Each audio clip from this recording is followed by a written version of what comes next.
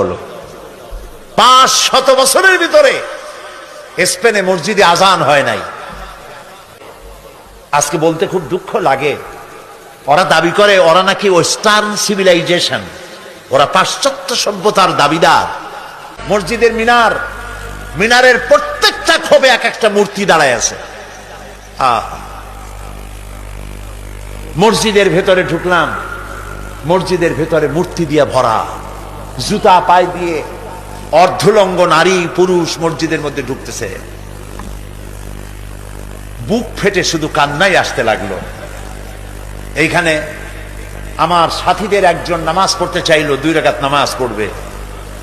এক পুলিশ এসে বলল, ভুলে যাও, এটা তোমাদের একদিন মসজিদ ছিল, এটা এখন মসজিদ না, এটা গির্জা, সেজদা দিতে দেব না।